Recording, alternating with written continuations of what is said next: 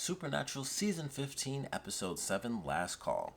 This episode I really enjoyed. It was really fun watching Dean kind of reconnect with an old friend who really, kind of gave up the fight and kind of just started to live the simple life. And then on the other side of the fence, we have kind of the main storyline where Cass is like, all right, you have this wound. We should tap into that and kind of, see what happens. So I'll start with that side because I feel like they did I feel like that side was a bit shorter than, Dean's side of the story where, he's dealing with an old friend. But I like what they did. It was really interesting. Of course, Cass calls on, you can't call them friends. They're not friends, but he calls on a helpful hand, I guess is the best way to really put it. And it's like, nah, I'm not going to help. And this is where we get kind of what I mentioned in my last review, where they touched on this darker side of Cass. So Cass needed help. It's like, you owe me help. Like, just help with Sam. And it's like, nah, not really going to happen. So he ends up helping anyway. Comes in and is like, look, this is what's happening. I'm going to do this little thing. We'll help Sam out. But of course, that's not really the case. So we end up getting a pretty cool moment where Sam is going through and he's kind of getting these memories. And that kind of leads into, later episodes where it's like, oh, he's getting these flashes and he's seeing way more stuff. And I was curious if that would tie into Chuck where, whether in this episode, which we don't see him, but in this episode or in a later episode, would we see what happened with Chuck on the other end of that? Because it's like, all right, well, if they're doing this whole weird rubber band thing, if it's stretching and it's painful, we even saw it just from Chuck's side of the fence where it was like he touched it and Sam was like, ow, that hurt. So I was like, well, what's going on Chuck's side of things? Like, what is he seeing or what's he feeling right now? So that explanation we kind of have to wait on. But in this case, it's like, yeah, Sam's going to die. Like, I didn't want to be here. You kind of forced my hand a little bit. And then Cass was like, oh, okay. Here's how I'm really going to force your hand. If you don't save him, your niece is dead. And I was like, that's really interesting. I don't think Cass would have done it. He wouldn't have told Bobby to, like, kill this young girl or anything like that. But the fact that he did it in general, that he thought to have that threat, and he did that when he first was able to get the guy to agree. Like, the first thing he did after he hung up the phone was, like, he called Bobby, and it was like, all right, he has a niece. I'll use that. So, Bobby, I need you to go find this girl, keep track of her, take a picture, send it to me. I need to use her life as leverage to threaten this dude. And that was before anything even happened. That's what he did. That was like the beginning of the episode after he talked to that guy. The first move he made was like, I'm going to need something. And that was his idea. And it was like, it's just really interesting to think of that because that was before they actually had problems. But it was just like, that's how little he trusted the guy. It was like, I literally just need you to help. And there's nothing about you that I trust. So I'm going to threaten your niece's life. And I thought that was so interesting. And even the guy mentions it. He's like, this new Cass is very Russian. And I was like, man, this is an interesting version of Cass that we're seeing. And regardless of how things continue to play out, like, his issues, with Dean, because we still haven't had that big moment between the two characters. Regardless of how that plays out, I think Cass is just this character now. Like, even if they make up, that's not the only thing. Like, he lost Jack. I'd say that's the thing. And who knows when Jack is coming back, still no scene there. But I think that's the thing. And maybe we'll see that, when Jack actually does return. Maybe we'll see Cass calm down a bit and it'll kind of ramp up until, Jack is officially brought back into the fold with the team. So maybe we'll see him kind of revert back to who he was. But for now, he's just pissed. Like he lost his son. He lost his son and he kind of, he lost his brother as well with Dean. And, with Sam, it's just like, oh, Cass left and I don't know what the deal is. But obviously things are really tense between Cass and Dean. And so it's just interesting to see this version of his character because, like I said, I said in my last review, but we've seen evil Cass, and this is just like a darker version of him. He's not full-on evil. He's not a bad guy. But he's doing things we haven't seen Cass do. We haven't seen him kind of lose it on Jin and just stab them repeatedly or stab anyone just repeatedly because he's kind of upset. And we haven't seen him threaten people before in that way where he'll threaten someone who's totally innocent. He wasn't just threatening that guy like, I'll hurt you and I'll do this and do that. He was like, I will kill your family. I'll have a family member of yours killed that you care about. And so it was just interesting watching that. And of course, things work out. Things are fine. They don't really heal anything, but, Sam doesn't die, of course. Not yet. And so, he comes back and is like, all right, I've got these flashes, he's got these memories, and I'm kind of seeing some of the stuff that Chuck has seen before, or some of the ideas that he has coming up. So it's like, all right, that's pretty interesting. We'll see how that plays out kind of going forward. Of course, this leads into the mid-season finale. So it's like, all right, let's see what happens there. We'll see if Chuck had any experiences with that, or if he felt anything, or what was going on there. So that's kind of their side of things. And then Dean's side of the fence was really cool. I loved what they did with that side of the episode because it was just entertaining. They reference John, which is always cool. And then they have this character where we've never seen this guy before. I thought we had. I think I just recognized the actor, but we hadn't actually seen him before because they referenced it. Because I was like, oh, I recognize that guy. It's from something else. But then Dean says, like, I haven't seen you since, like, Sammy went off to college. And I was like, okay, so we've never seen this dude before. At least not in the show. I just know the actor. And I was like, this is really interesting. It's like, John said he was like the best fighter ever and stuff like that. And they're great friends and they're, reliving old stories. And the dude owns a bar called Swayze's Bar, which they do reference. As soon as I saw that, I was like, they're going to reference the fact that it's called Swayze's Bar. In some way, shape, or form, they're going to reference, Patrick Swayze, which they do later when they get into the fight. And Dean's like, Roadhouse Rules, which is a Patrick Swayze bar movie. So it's like, of course they did, because it's supernatural. It would be ridiculous if they didn't specifically reference something else that Patrick Swayze did. So it's Swayze's Bar. You reference Roadhouse because that was a movie where he was a bouncer at a bar. So that was really cool. I love the way they were handling that. And, he goes in and it's just, this girl disappears, which I love the story for that too. What was the headline? It was like my friend was raptured. And then they talked to her. It was like, one person isn't going to get raptured. And it was like, you also don't rapture a car. She's like, it was a nice car. And I was like, this is super funny to me. And I'm like, she just doesn't really get like raptures and just like one person just poof, that singular person plus their car just vanishes forever. It's like, rapture is a much bigger deal than that. So it was really funny. And so as they're kind of going through the motions, like, all right, well, if they ditch a car somewhere, where would it be? And his buddy's like, it would be at the lake. And so I guess she was like the main bar. She's like, the number 2 in charge. She's like, well, you would also do it at the junkyard. And so his buddy's like, oh, I'm pretty sure about the lake. And so Dean's like, all right, well, you check the lake. I'll check the junkyard. So they go through. Of course, he has the picture and he finds the car because it has the little student sticker or whatever. And he finds her body. And that's when things take a twist. Because even when he found her body, I was like, oh, well, that's weird because I thought it was going to be another clue. I didn't think it was going to be like, oh, there's her body and she's dead. I was like, well, that's not supernatural. That's weird that she's just a dead person now. And so then it goes into the fact that it was actually his buddy that ended up killing her. So he knocks out Dean, puts him in the basement, which turns out to be the basement of the bar. I thought it was his house. But he puts him in the basement of the bar, and we find out that he, the last case that he did, where he's like, I solved this case, and then I kind of settled down for the easy life. It turns out he settled down because he captured this monster, and as long as he feeds it, it gives him money. And that's pretty much it. That's the life he's been leading.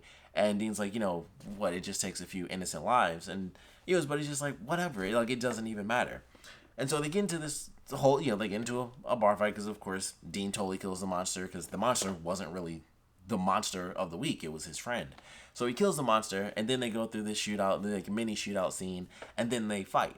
And he ends up killing his buddy, and it was just like, man, this was a crazy episode. Once again, the twist on the formula that they've been doing pretty much this whole season, where you think it's going to go one way and then it's like, nope, his buddy's the villain. And I'm sure some people probably figured that.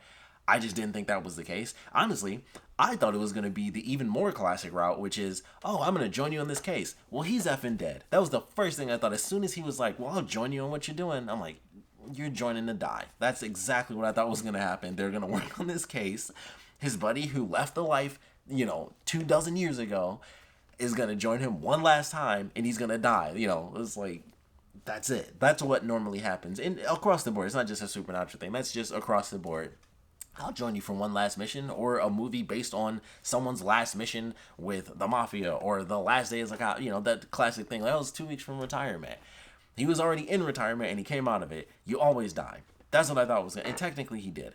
But I was like, he's just going to join him, and then his buddy's going to be murdered. And then it turned out his buddy was the villain of the episode, and I was like, wow, that was a nice twist. And they're great friends. They hadn't seen each other in forever, but they were fantastic friends. And it's like, don't we deserve to have this freedom? And it's like, well, not at the cost of other people's lives. And I thought it was just crazy. And I was like, man, he had to kill his friend, who was like a great friend. And they have like this cool, it was a cool fight scene actually. Like, they go through the little shootout, and then it's like, all right, and he's like, you want to shout at the title. And so they fight, and of course, Dean ends up beating them. But really good. I really loved that, except for one thing. So I do have to say, love the whole episode. The one thing that I thought made no sense whatsoever, I still don't understand why his buddy couldn't use his own blood to do that, because he was draining humans, and this was my main thing.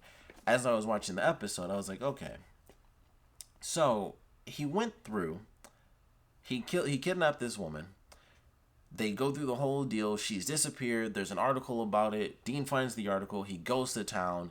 He's there for probably like a day or so before he ends up actually finding her body and stuff like that.